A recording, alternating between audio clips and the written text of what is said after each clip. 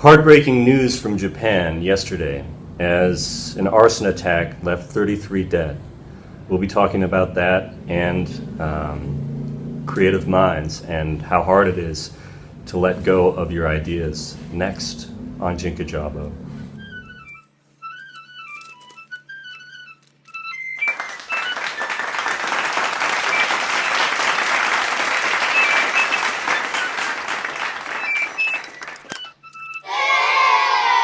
From NPR, the man suspected of causing a fatal fire at an animation studio in Kyoto, Japan that killed 33 and injured more than 30 others on Thursday had a criminal record, Japanese broadcaster NHK reported. The news outlet cited unnamed police officials who said that Shinji Aoba, a 41-year-old from Saitama City near Tokyo, spent 3.5 years in prison for robbing a convenience store in 2012. They added that he received mental health treatment. And the rest of the article is in the description below. And I saw this, I think it was on Fark.com, and I watched it unfold, and it was just very sad. People were saying immediately that, oh, Japan doesn't have attacks like this or anything. Well, they're not as frequent as we have in the United States, and they do not involve automatic weapons usually, or ever, I guess. There are arson attacks, and there are terrorists and people who go nuts. I guess that's just part of being anywhere in the world.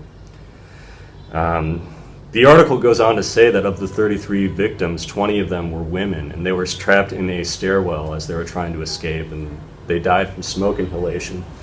Because this crazy nut, this Aoba character, locked the stairwells, he locked the fire exits so that people couldn't get out. Massive damage to the building being a animation studio, and similar to lots of Japanese construction, and there was a lot of wood, a lot of paper in the building. It wasn't completely adequate to protect against fire, to protect against arson, and I don't think anyone expected that. And so people are looking at, well, it was a very small building, relatively small building. In the article, there's a heartbreaking picture of what it looks like. I'm looking at it right now. Just everything blackens. Just a small animation studio in a suburb of Kyoto. And from what I understand, the attacker believed that this studio was responsible for taking some of his work without his permission and for plagiarizing him.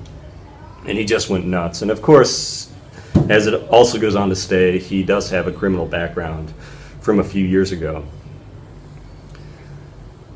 Just appalling. And I guess he just flipped out. I know the nature of Japanese society is very competitive. Suicide is a big problem there. People get very emotional about their work, and especially when it comes to creative work.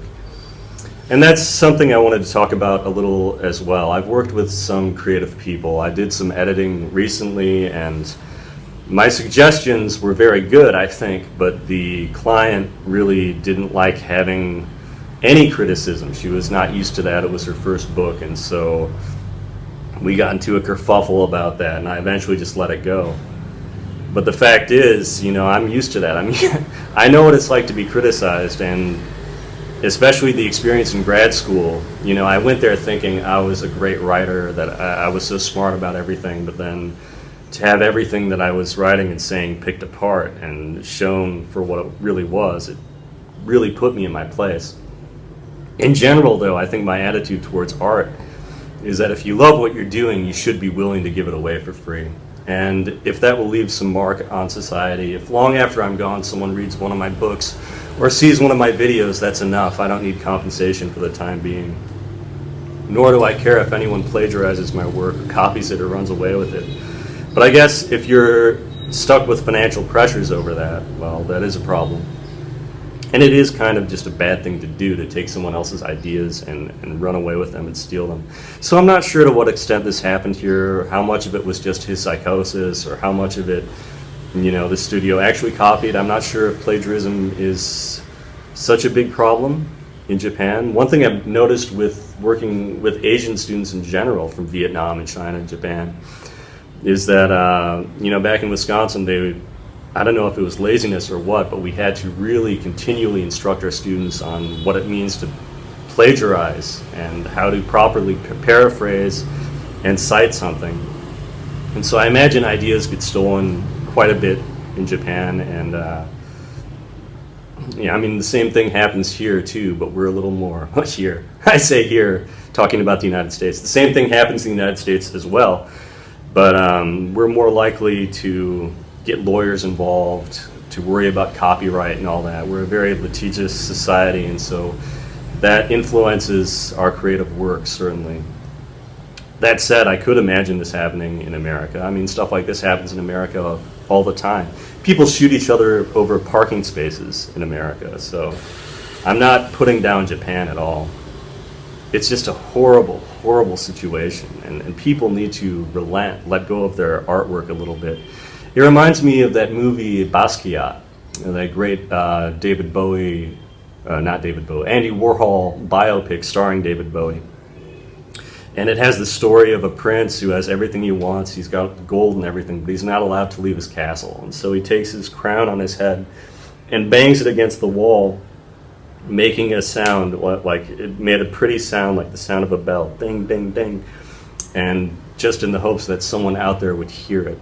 And that's what I'm doing here on Jinkejabo. The idea is that I'm just clanging my crown against the wall, hoping that someone will hear the sound, and not doing it for any profit. Like, I enjoy busking, but often I will not even leave a collection plate or anything. What do you call that? It's not a collection plate or whatever. But I would not even ask for tips, even though people sometimes will walk up to me and give me tips anyway. I prefer to be in the dark, just because I like the fact that someone might be hearing what I'm playing and that they might enjoy it and that it might break through to someone. But I know that's, I'm a very privileged person in the sense that I don't have to rely on income from that. I have a career that's separate, that sustains me. And so I imagine if I were doing that creative work for a living, it would be much more stressful, and that I would have to guard my assets a little bit more. But if you're creative enough, if your style is unique enough, no one can totally copy it. And if you love doing it, then you should be willing to do it for free anyway. I've been to Kyoto. This was maybe 10 years ago, and it's probably maybe in the top 3 most beautiful cities I've ever been. It's like being in a fairy tale. It's like being in a Studio Ghibli film. I actually saw a real geisha up close. I remember walking on the Kamigawa River and drinking sake and just seeing couples there, musicians there playing saxophones and ocarinas and everything else, and just feeling so completely enchanted by that city and wanting to go back. However, it does have a downtown area, and it does have seedy areas. It does have a lot of casinos and porn shops, I remember. But Japan is kind of weird. Japan's lovely. I really need to go back someday. I'd love to go back to Kyoto. But this is just a sign that stuff like this can happen anywhere, even the most beautiful places, even the safest, nicest places. And I just feel sorry for everyone involved in Kyoto at this tragedy. Over and out.